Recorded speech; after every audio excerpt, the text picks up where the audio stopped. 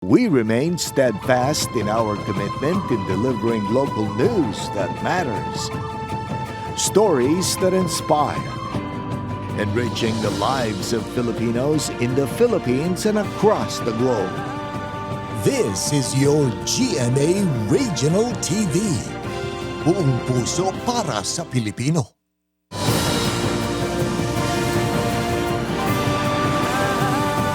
Ini ang GMA Regional TV 1 Western Visayas.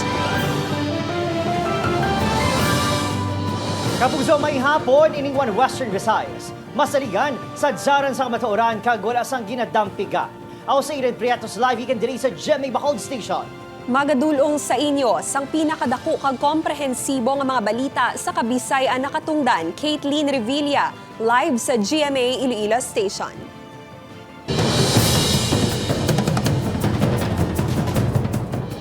Aring balantayan, mga pugso, pila ka mga driver kag commuter, nagpahayag nga mas nangin madasig ang inapagbiyahe umpisa sang ginbuksan ang Ungka flyover. DPWH 6 nagpahayag nga magapabilin nga bukas ang flyover apang sa rush hour gid lamang. Ini ang gitutukan ni John Sala live. John?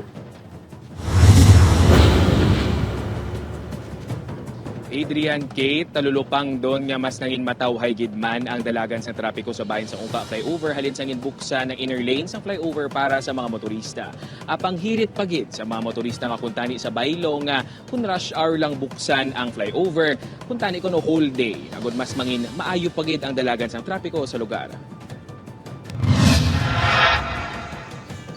Nangin matawhay ang paglabay sang light vehicle sa Ungka flyover umpisa sang ginbuksan ng inner lane sini sa Biyernes. Suno sa mga motorista kag commuter na pahagan-hagan gidman sini ang trapiko. Mas mayo kay bukas kay mataway gawa pa dalagan sa salakyan. Di subong ay bukas do way sang traffic lumayo. Ay kung sirado do budlay gid kay dili amon biyahe. Kay last time grabe pang traffic. Hingyo sang pila ka mga motorista nga kun mahimo bilog nga adlaw na lang inibuksan kag indi lang kun rush hour. Nga may bilog adlaw. Para normal gid lang kanla sa salakyan hindi madili Patag naman sa DPWH 6 mayor nga tinutuyo sang pagbukas ng flyover ang pagdecongest sa mga salakyan nga nagalabay. Apang ginklaro sang ahensya nga siraduhan man ini sa tion nga mag-abot na ang budget para sa pagpakayo sini. Is to decongest traffic. So rush hour lang aton gin-open. Kay traffic man lang mo. Anyway, once nga makabaton kita sang rectification fund, aton masiraman na siya mo. Bukas ang flyover sa four-wheeled light vehicle sumalin alas 6 tubtub alas 9 sang aga, kag alas 4 sang hapon tubtub alas 8 sang gabi. Ipabilin sang ahensya ang 2.30 meters nga vertical clearance apisar sa ginahinyo sang Pabia Traffic Management Office nga pataasan ini matapos nga nasangit ang blinker sang naglabay nga ambulansya sang Biyernes. Apisar sa makahangawa. Ginpayag naman ni Iloilo City Mayor Jerry Treñas nga nagasalig ini sa tikang sang DPWH 6. So, kung magsiling ang DPWH nga safe nati, masiling ka unsafe. So, magsiling siya pausarte. Liwat naman yung pasalig ni Engineer Oropel nga padayon ng ilang monitoring sa flyover, subong ang gibuksan na ini sa mga motorista. Once we observe something, some movement after depending, we will close it immediately. So since nga wala ta magisira sa aton nga flyover, but sa mina-observe. Kate, pasalig naman sang DPWH 6 kaupod ang traffic management team sang banwa sang Pavia kag sang syudad sang Iloilo nga ang makalabay lang gid nga mga motorista sa inner lane sang flyover amo ang mga four-wheeled light vehicles. Kate? Madamo nga salamat, John Sala. Although lapit na malang maskara, mga puso hingyo sa Bacolod Youth Foundation Incorporated nga aprobahan na ang hingyo nga pagpahamtang sa peryahan sa government-centered grounds pending sa gihapon. Nakatutok Aileen Pedreso. Wala pa sa gihapon na aprubahan ang hingyo sa Bacolod Youth Foundation Incorporated nga pag-operate sang peryahan sa likod sa Bacolod City Government Center sa nagahilapit nga pagbukas ng Mascara Festival sa Oktubre 1. Sunod sa City Administrator, talakayon pa ini sa sesyon ng City Council. Pending sa, we're waiting for the council to approve. So, this Wednesday ka na? Sa pihak sini, ginahingagaw sa mga trabahante sa peryahan nga makayo ang ride sa paglaom nga hatagan sila sang pahanugot sang LGU. Ginakabala kanila nga kung hindi maaprubahan ng ilang pag-operate, madulaan man sila sang palangitaan. Ano ang epekto ni sa imo kung hindi makabalik, be? Wala kami pagkaon eh. Ulat, tambay, ulat di ay. Ulat lang anay.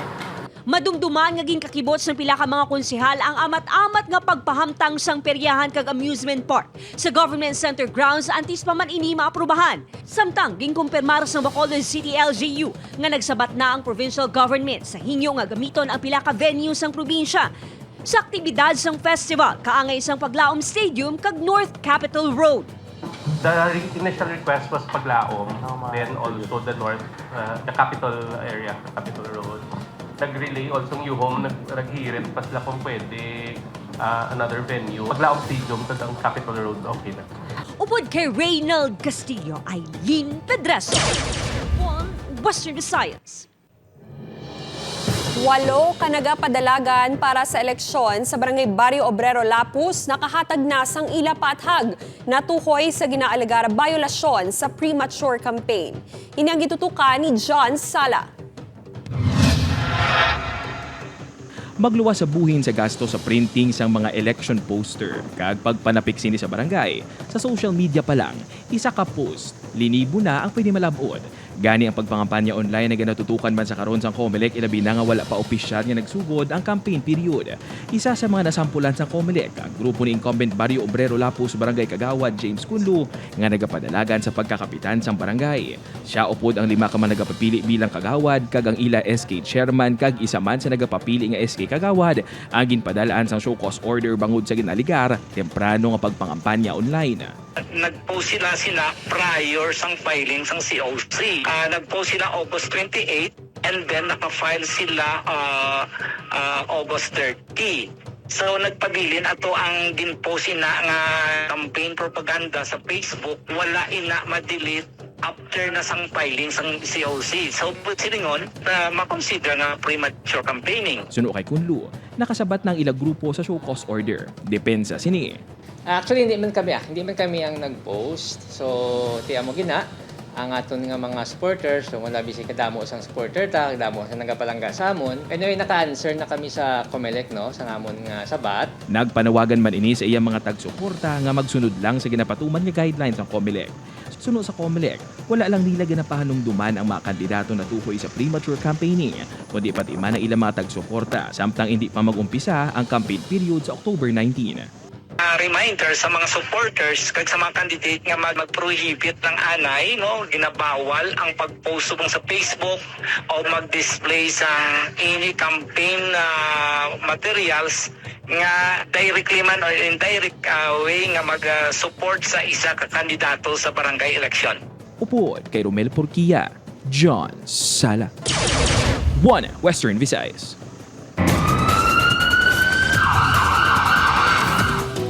Ginatudlo mastermind sa pagpang-hold up sa mga nagapautang nga Indian nationals sa Iloilo, nagsungka sa kapulisan. Si Kim Salinas nakatutok.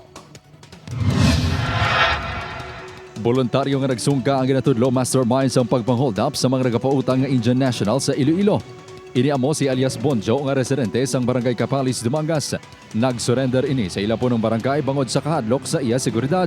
So una, medyo na naman sa iya sining nga seguridad man, knowing nga din balahuba na ang iyaning nga involvement. Kag of course pag-convince man sang iya sining pamilya, upod man dirang aton nga barangay officials. Sang nagligad nga semana sang nagsungka ang duha ka kaupdanan ni alias Bonjo nga sanday alias Boyboy kag alias Butch. Sa diin ila ginako nga kabahin sila sa grupo ni Bonjo. Sa pagsungka ni alias Bonjo, ginako man sini ang kahilabtanan sa pagpang-hold up sa Banawasang Kabatuan, Dumangas kag Barotac Nuevo. Apang wala kuno sang kamatuoran nga ginapilit o ginapahog sini si alias Boyboy kag alias Butch agud bang hold up. Sa baylo, si Boyboy ang una nga naghagad sa iya. Ginagad niya ako. Naging balibadan ko.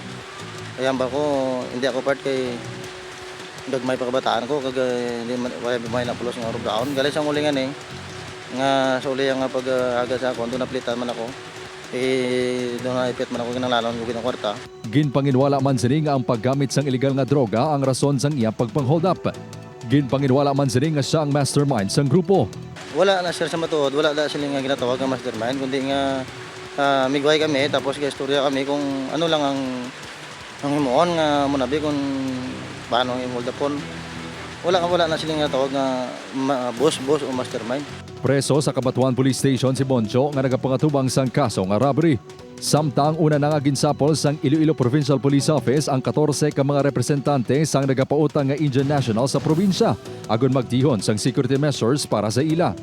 Ginkasugtan sa pagsinapol ang pagpatuman sang login kag logout system o kunang paghapit sa tagsa ka police stations kung sariin nagatransaksyon sang pagpautang. Upot kay Hans Desierto, Kim Salinas, 1 Western Visayas. Mga puso sa dugang nga balita, duha ka bangkay nga nasapuan sa Baguio City, Negros Occidental na kilalaan na. Samtang patay nga rapsag na sapuan sa irigasyon. Nakatutok Aileen Pedreso. Isa ka patay nga lapsag nga babaye ang nasapuan nga nagalutaw sa irigasyon sa Purok Mahogany, Barangay Napoles, Baguio City. Nagaagnas na ang bangkay kag posible suno sa kapulisan. Ginhaboy kag naanod sang tubig. Nakitaan sa isa ka driver ang patay nga lapsag kag gilayon naging report sa barangay. Padayon pa nga ginausisa sang kapulisan kung sino ang ginikanan sang lapsag.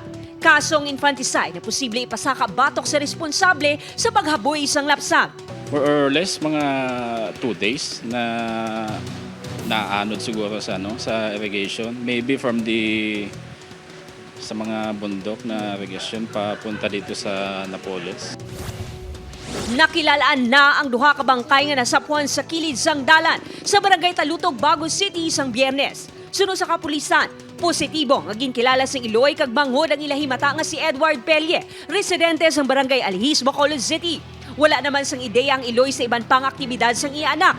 Wala man siya maging hambal sa imo man kung diin siya halin. Ginkumpirma naman sang utod siring nga babae nga napreso na sadto ang biktima bangod sa illegal nga droga. Gasugid man sa kay na priso na sa sang nanligad lang guro nga bulan. Bago sa kagwa? Hindi man gid nang dugay naman. Dugay siya. Kagi na sa preso. Kagi siya preso ka isa lang pero gipagwa man siya dayon.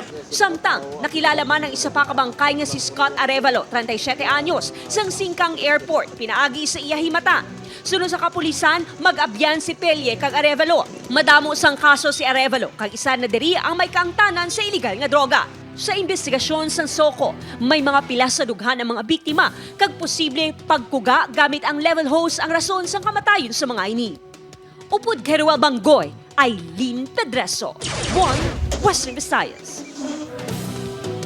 Naglabot sa masobra 6 milyon ka pesos nga balor sang suspected shabu ang na-recover sa separado nga buy-bust operation sa syudad sang Iloilo sa sulod lang sang 24 oras.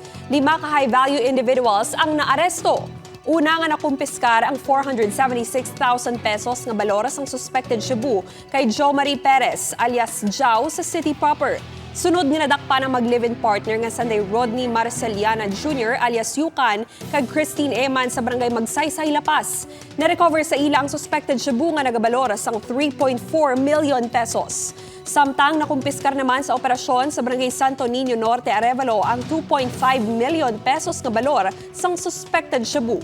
Arestado Sunday Melbert de la Cruz kag April Joy Batayola. Ang mga nadakpan ang nagapangatubang sang kaso nga paglapas sa Comprehensive Dangerous Drugs Act of 2002. Samtang ipaidalom naman sa drug test ang tanan nga kapulisan sa idalom sang Police Regional Office 6. Iniagod masiguro nga hilway sa droga ang kapulisan.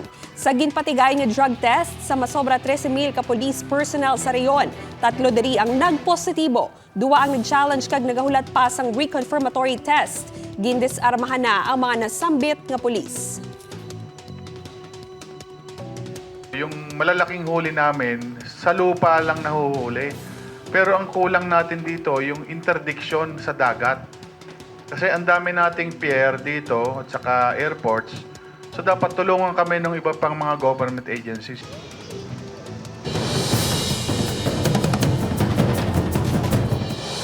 Good news sa aton mga kapuso, ilabinigid sa mga motorista dira makaligad ang halos 3 ka bulan nga agunto. Nga sunod-sunod nga pagsaka, magadubo naman buwas September 26 ang presyo sang gatong. Mga kapuso, base sa Oil Industry Sources 20, tubtob 40 sentimos ang iganubo sa presyo sa kada litro sang diesel kag gasolina. Ang kerosene naman, ginapananaw nga mga dubo sang 50 tubtob 70 sentimos ang litro. Antes ini, 11 kasimana na ang asod-asod nga pagsaka sa presyo ng diesel, pati man kerosene samtang napulo kasimana naman sa gasolina.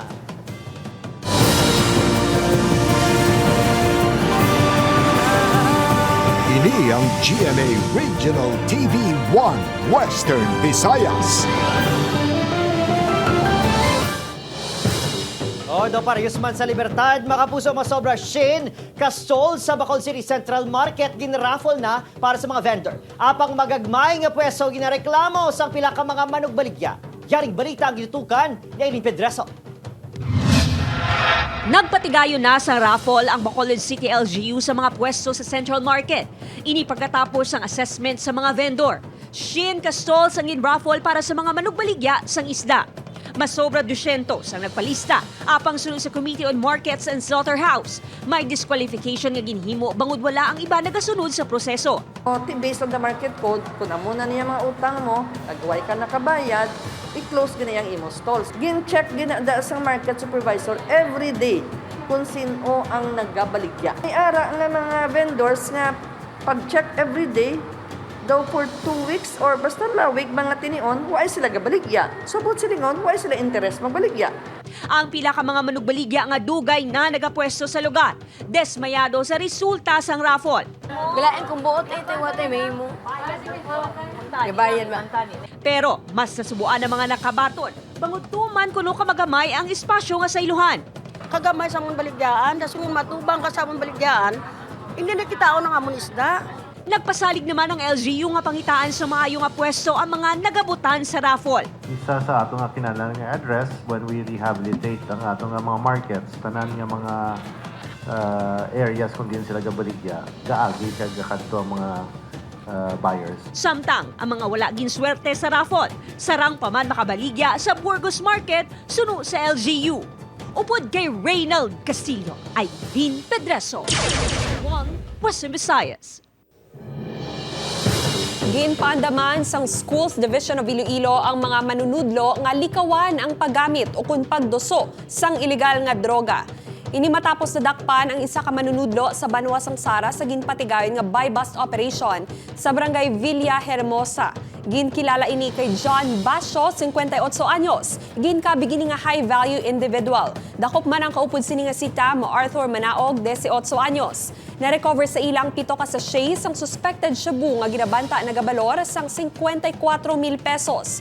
Bangod sa insidente, ginatutukan man sang DepEd ang bulutuan sa di nagatudlo ang nasambit nga maestro nga mas hugton pa ang kampanya kontra illegal nga droga kag mag-coordinate sa PNP kag PIDEA. Especially are handling the formations ng aton sining mga kabataan, no? So gina-remind din naton mga school personnel naton to also observe, no, kung may dila mga lahi, no, or mga policies para man sa protection sang hindi naman sa aton kakulingon, but most especially sa aton sining mga kabataan. Nakilala na ang 5 sa 6 ka mga ginapatyan miyembro sa New People's Army o NPA nga napatay sa enkwentro sa tunga sang rebelde nga grupo ng militar sa Sitio Lobe, Barangay Tabugon, Kabangkalan City, Negros Occidental, sang tinalikdan nga Huwebes. Ginkumpirmar sa militar nga ang amo ukon nga ang mga ini amo Sanday Alejo de los Reyes alias Bravo, squad leader sang Squad 2 sang Sangay Unit Propaganda Platoon, 3 ukon SYP Marjon of Dior, Vice Squad Leader 2 sang SYP Bobby Pedro, Vice Squad Leader Mario Fajardo Mulyon, medic sang Squad 1, kagasawa ni alias Bravo nga gikilala kay Melissa de la Peña. Samtang ang isa naman ka miyembro sang grupo ang padayon sa gihapon nga ginakilala. Magluwas sa mabangkay na recover man sa encounter site ang mapusil, granada kag mga subversive documents.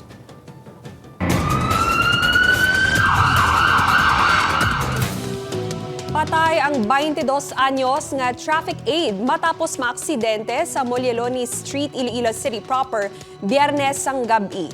Ginkilala ini kay Aljun Fuentes ang Barangay San Roque, Haro.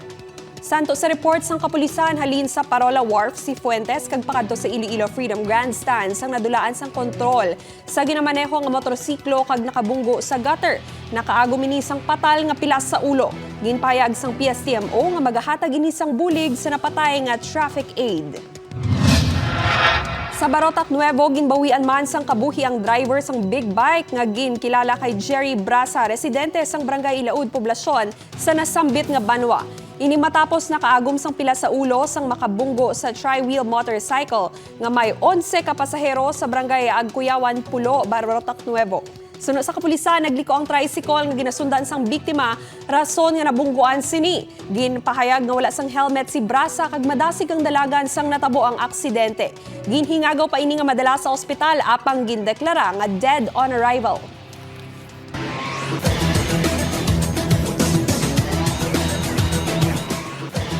Bakbakan na mga kapuso, 3-time defending men's basketball champion Letra Knights ginutos ang JRU Heavy Bomber sa pinakauna nga bakbakan sa hardcourt sa NCAA Season 99. Badinoagon na performances nagpuno sa opening ceremonies ang NCAA Season 99. Nakatutok, Julius Bilacon. Ginsugura na programa sa song numbers ang pila ka Sparkle artists.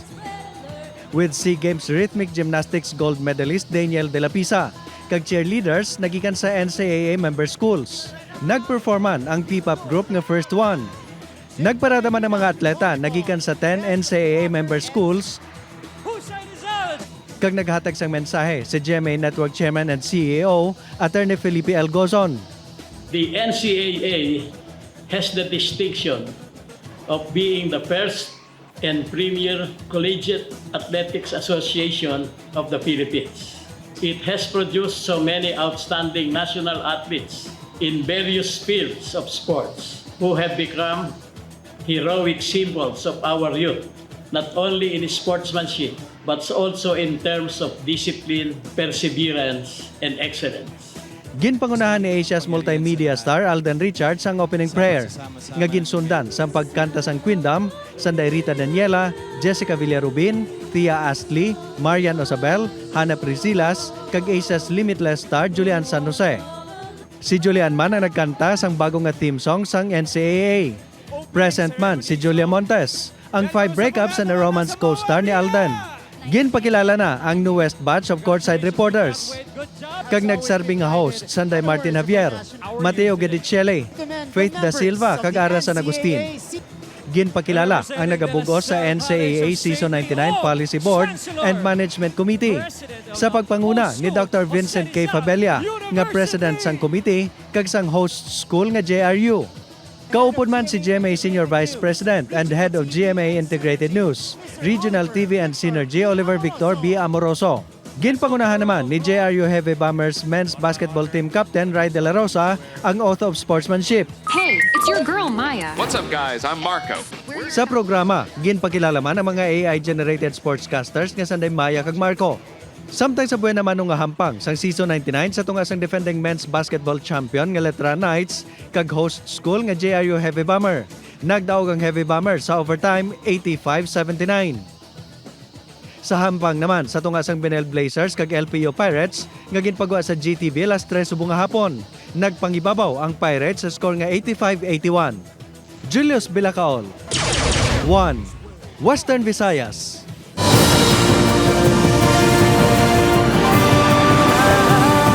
Ini ang GMA Regional TV 1 Western Visayas.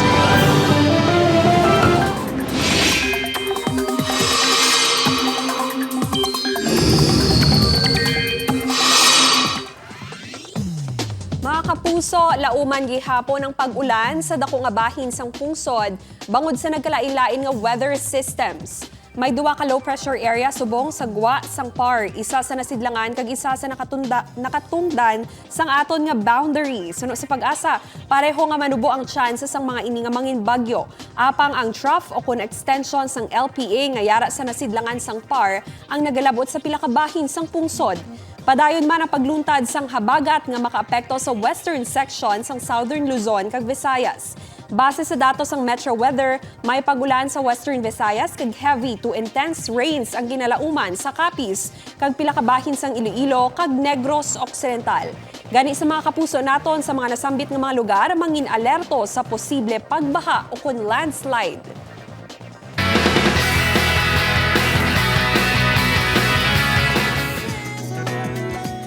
Hashtag relate much gid ang pila ka netizens sa lines sa isang lobby for Sunrise official soundtrack no From Afar. Ginkantay ni Rita Daniela nga may tema about sa letting go bisan may pagpalangga pa sa isa kagisa. Magitan sa music video ang emotional scenes na ni Bea Alonzo kag Dennis Trillo nga biktima sang right love at a wrong time. Karon sa gabi na mga kapuso, malintaw ang TV premiere sini sa GMA Telebabad pagkatapos ang maging sino ka man. Gin-showcase ni Mateo Guidicelli ang iyang skill sa patagsang drifting sa taping sa Black Rider. Rason nga na-amaze gina ang mga upod sa full action series. Nagatakilit samtang nagaliko, bagay nga nagpanervyos kuno sa iban nga kaupdanan sini sa set. Aminado naman si Mateo nga bata pa ini naga-intra na sa car racing. Blooming in pink dress si Barbie Forteza sa nagtambong sa contract signing sang GMA Sparkle Artist Center. Wala na kuno sa ibang pangamahambal si Barbie kundi thank you sa Sparkle kag sa fans ka sa suporta nga salig nga ginahatag sa iya. Ilabi na sa role sini bilang Monique/Dino sa maging sino ka man. Magliwas kay Barbie nag-renew man ang contract ang iban pang Sparkle stars. Samtang yari naman ang mga eksena nga di mo dapat mamiss sa maging sino ka man. Si Dino pahalino na gid ni Carding sa ila balay nga ginatiniran. Pero sa tion nga nagakinahanglan si Carding, buligan bala siya ni Dino, inakagiban pa nga maaksyon kakilig ang mga eksena ang bantayan sa maging sino ka man sa GMA Telebabad pagkatapos ang 24 oras.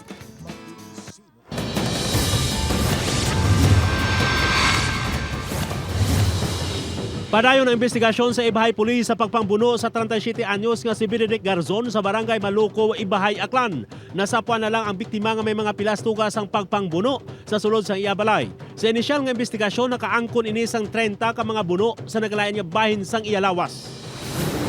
Yara na sa advanced state of decomposition sa nasapuan ang bangkay ni Winnie Dimas, 29 anyos sa suba sa barangay Takayan, Tapas, Capiz. Si Dimas ang punong barangay sa Aglukpakan nga ginreport nga missing humalin pa sang Setyembre 13 matapos nga nagpadulong sa isaman ka barangay sa nasambit nga badwa. Ipaidalom ang bangkay sang kapitan sa autopsy agod matumod ang gintunaan sang iya kamatayon. Dugoon nga naghapa sa tunga sang karsada ang 61 anyos nga si Jumedes Doseyo matapos ang ginbuno ni Rolando Halco sa barangay 3 Sipalay City, Negros Occidental. Arestado na ang sospek. Ginapahayag sang sospek nga nagbaisay sila sang biktima matapos nga nag-inom-inom. Ginpahayag sang sospek nga nalipong ini sang ginlampusan sang 2x2 kag sang nakaanimo na ginbuno sina ang biktima nga gintunaan sang iya kamatayon. Apang suno sa mga nakasaksi wala sa nagluntad nga gamo kag ginali na lang nga ginbuno ni Halco ang biktima. May isa ka persona nga naglampos kay Halco para kuntani punggan ini. Padayon pa ang investigasyon sang kapulisan sa insidente.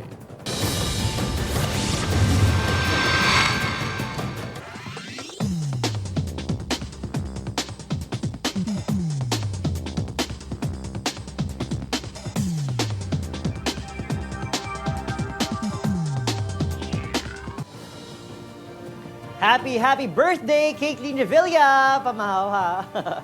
Thank you very much, Adrian. Madamang salamat mga kapuso. It's my 5th year celebrating my birthday together with GMA.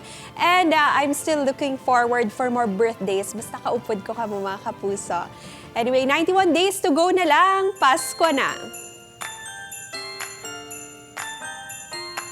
Spaghetti lang da. Mahimo ninyo lang tao. Ang ining episode sa GMA Regional TV official website www.gmaregionaltv.com. Pwede man mabisita kay i-click ang subscribe button sa GMA Regional TV official YouTube channel para sa updated nga balita. Sa aton mga kapuso, dari sa Western Visayas, kag subong man sa aton mga kapuso abroad. Madamo gid nga salamat sa pagtutok. Ako si Caitlin Revilla. Kapuso, mag-isa kita kagibaloon ang mabalita tungod local news matters. Ako si Aidan Prieto. Ini ang One Western Visayas, bugos nga puwersa para sa mas dako nga misyon kag mas masangkad nga pagserbisyo sa pungsod.